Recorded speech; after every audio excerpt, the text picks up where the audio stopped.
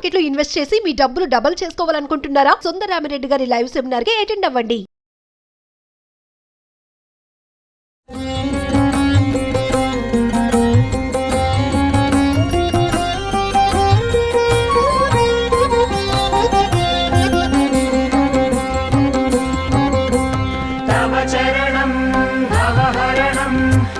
శుభవరదం అభయప్రదం తవ స్మరణం భవహరణం సకలాభిహరం మోక్షప్రదం శ్రీకరి శుభకరి శ్రీమాతా శ్రీకారాసని శ్రీమాతా హిమగిరి నందిని శ్రీ గౌరీ సుమసరహర.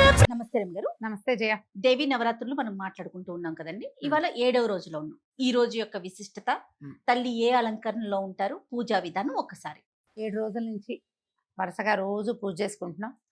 మీరు ఎంత నిష్ట, ఎంత నియమం పాటిస్తే అంత మంచిది. పూజ ఎంత పెద్దది చేసాము, ఎన్ని పూలు సమర్పించాం, ఎన్ని నైవేద్యాలు సమర్పించాం, ఎంతమందికి మన పూజని ప్రదర్శించాం కాదు, అది ముఖ్యం కాదు. మీరు ఎంత శ్రద్ధ, ఎంత భక్తి, ఎంత ఆస్థ, నమ్మకంతో పూజ చేశాము అనేదే ముఖ్యం. కలిగినంత పూజ చేయగలిగినంతదే చేసి శ్రద్ధాభక్తులతోటి అమ్మని అర్చించుకుందాం. 10 రోజుల పాటు చేసుకుంటాం. ఈసారి 11వ రోజు అవును, అదనంగా ఇంకొక రోజు అవకాశం ఇచ్చింది కాబట్టి శ్రద్ధ, ఆసక్తి ఈ 2 ముఖ్యంగా ఉంచుకోండి. అయితే 7వ రోజు అంటే ఇప్పటికి వారం అయిపోతుంది. శ్రీశైలం దేవస్థానంలో అమ్మవారిని నవదుర్గా స్వరూపాలలో చూపిస్తారు కదా. ఈవేళ కాళరాత్రి స్వరూపంలో చూపిస్తారు అమ్మవారిని. కాళరాత్రి అంటే ఇంచుమించుగా కాళికా స్వరూపం అనే చెప్పాలి. ఈమె వికృత స్వరూపిణిగా దర్శనమిస్తుంది. అమ్మవారు భయం కొలిపే లాంటి రూపం అన్నమాట. చాలా ప్రత్యేకమైంది. అక్కడైతే అమ్మవారికి శాకాన్నము అవి అంటే ఆమె శక్తివంతురాలు, యుద్ధంలోకి వెళ్తుంది, రాక్షస సంహారం చేయబోతుంది. అవును. అది కూడా ఏమిటి, రాక్షస సంహారం ఏదో కత్తి డాలు అలాగే కాకుండా భయం కొలిపే లాంటి యుద్ధం, రాక్షసులకే భీతి పుట్టించే స్వరూపంలో ఉంటుంది. కాబట్టి ఆమెకి మరింత బలం చేకూర్చడానికి శాకాన్నం, కదంబ సాధము అవి చేసుకుంటాం కదా, అవునండి, వాటిని నివేదన చేస్తారు.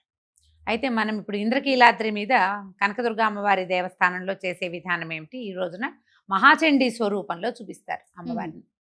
మహాచండీ కాళరాత్రి దగ్గర స్వరూపాలే. మహాచండీ సింహవాహినిగాను భయంకర స్వరూపిణిగానే కనపడుతుంది, కానీ వికృత స్వరూపం కాదు, సౌందర్యవంతమైన భయద సౌందర్య స్వరూపిణిగా ఉంటుందన్నమాట. పెద్ద చండసింహం, తర్వాత త్రిశూలాలు అవి ధరించి 8 చేతులతోటి ప్రత్యేకమైన స్వరూపంలో దర్శనమిస్తుంది. ఈమె కూడా అపరిమితమైన శక్తివంతురాలైన స్వరూపంలో మనకి కనిపిస్తుంది. అయితే ఈ శక్తివంతురాలైన అమ్మకి అక్కడైతే శాకాన్నం పెడతారు. ఇక్కడ లడ్డు శనగపిండి, బూందీ లడ్డు, శనగపిండితోటి లడ్డు చేస్తాము. మనం ఎలాంటి లడ్డు చేసినా సరే లడ్లు నివేదన చేస్తారు. శనగపిండి అయితే మంచిది, సులువు నివేదన చేసుకోవటం. అమ్మవారికి ఎర్రటి వస్త్రాలు అలంకరింపజేస్తారు. అక్కడ ఇక్కడ కూడా ఎర్రని వస్త్రాలే.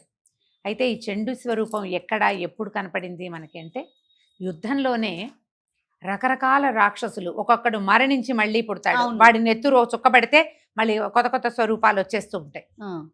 ఎన్ని రకాల మందు వరాలో కలిగిన రాక్షసులు ఉన్నారు. అవును. ఈ వాళ్ళ కోసం ఒక్కొక్కసారి ఒక్కొక్క స్వరూపంలో కనపడుతుంది అమ్మ. ఈ చండికా స్వరూపం కూడా అట్లాంటిదే.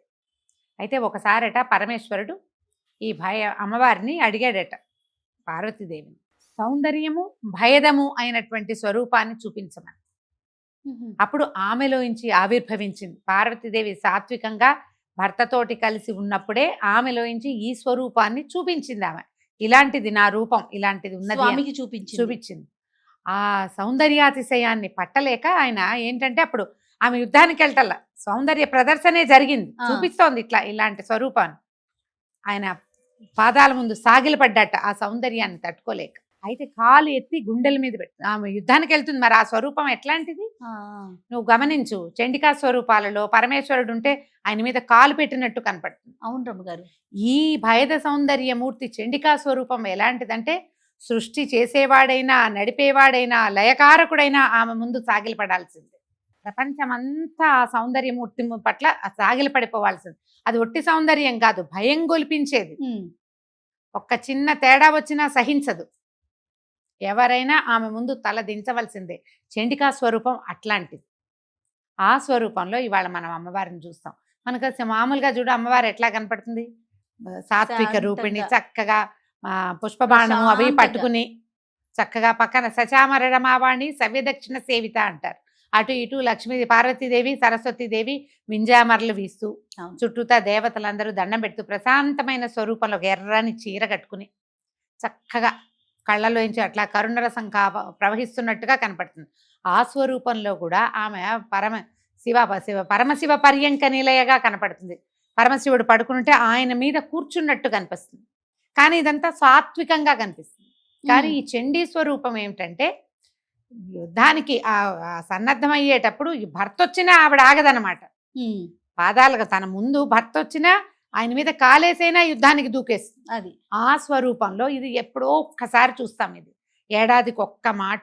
మళ్ళీ మళ్ళీ ఈ స్వరూపానికి పూజా విధానం అది మనం ఏం చేయం. ఈ ప్రత్యేకమైన దినాల్లోనే అమ్మవారి యొక్క ఈ ఉగ్ర కళని మనం ఆరాధిస్తాం. అమ్మవారి చక్కగా నివేదన చేసుకోవటం, ఒక ఎర్రని వస్త్రాలు సమర్పించడం, కుదిరితే ఎర్రని పువ్వులతోటి అర్చన, తామర పువ్వులు లాంటి వాటితోటి అర్చన చేసుకోవటం, తర్వాత కొంచెం పులగము, పానకము, వడపప్పు, కొబ్బరికాయలు, అరటిపళ్ళు లాంటివి చక్కగా నివేదన చేసుకోవటం. అయితే మనము కుమారి పూజ కూడా చేస్తాం కదా. ఈ కుమారి పూజకి వాళ్ళ 7వ రోజు కదా ఇది. 8 సంవత్సరాల బాలిక శాంభవి పేరుతోటి 8 ఏళ్ల బాలికని అర్చిస్తాం. అయితే ఈ బాలికను అర్చిస్తే మనం చేసే తపస్సుకి ఫలితం లభిస్తుందట. సంవత్సరాల తరబడి జపం చేసుకుంటారు, ఏడాదంతా జపం చేసుకుంటారు. చాలా మందికి అలవాటు ఉంటుంది కదా. ఆ జపానికి ఫలితం ఈ శాంభవి ఇస్తుందట. ఈ 8 సంవత్సరాల బాలికకి చక్క పాదాలకు పసుపు రాసి పారాయణ పెట్టి బొట్టు అది అలంకారం చేసి పువ్వులు అవి ముడిచి ఆమెకి నచ్చిన భోజనం, పాపాయికి నచ్చినటువంటి వస్త్రాలు లాంటివి సమర్పించి విశేషంగా పూజిస్తే గనక మనం చేసే తపస్సుకి మనకి ఏదో ఒక సాధన ఉంటుంది, మనిషికి ఒకటి ఉంటుంది. ఒక్కొక్కళ్ళకి ఒక్కొక్కటి. రోజు దేవాలయానికి వెళ్ళే వాళ్ళు కొంతమంది ప్రతి శుక్రవారం దేవాలయానికి వెళ్తారు, తపస్సులాగా చేస్తారు. ఇదివరకు అట్లాంటి తపస్సు ఈ కాలంలో కుదరదు. మన తపస్సు ఏంటి, మనం నియమం పెట్టుకుని నియమాన్ని పాటిస్తాం. ఆ నియమాలకి ఫలితం ఇస్తుంది శాంభవి. ఈ రోజున ఈ 8 సంవత్సరాల బాలికకి చక్కగా పూజా విధానం అది చేసుకుని నమస్కారం చేసుకోవచ్చు. ఉదయ సాయంకాలాల్లో మనం అమ్మవారి యొక్క ఇది ఉండదు కదా, దేవి ఖడ్గమాల స్తోత్రాన్ని చదువుకోవచ్చు. చండికా స్తవం మనకి కనపడుతుంది, చండికా స్తోత్రం కనపడుతుంది. ఏ స్తోత్రం కుదిరితే ఆ స్తోత్రము అష్టోత్తరము చేసుకుని విశేషంగా అర్చన చేసుకుని చక్కగా మామూలుగానే మనము ప్రతిరోజు అన్న నివేదన అవసరమే. ఇంత పులగం తప్పకుండా చేయండి. మీరు ఆ రోజున ఎవరైనా వస్తారు స్నేహితులు అంటే లడ్డూయే కదా నివేదన అని అదొకటే చేసి ఊరుకోకుండా అన్న నివేదన ఉగ్రకళని కదా ఈ పూట మనం ఆరాధించేది. కాబట్టి విశేషంగా అన్నం, పులిహోర లాంటివి, పాయసాలు, తర్వాత పరమాన్నాలు అలాంటివి కూడా చేసి నివేదన చేసుకోవచ్చు. ఓపికని బట్టి ఎంత చేయగలిగితే అంత, మానకుండా ఆరాధన మాత్రం చేసుకుందాం. తప్పకుండా. నమస్తే. నమస్తే జయ.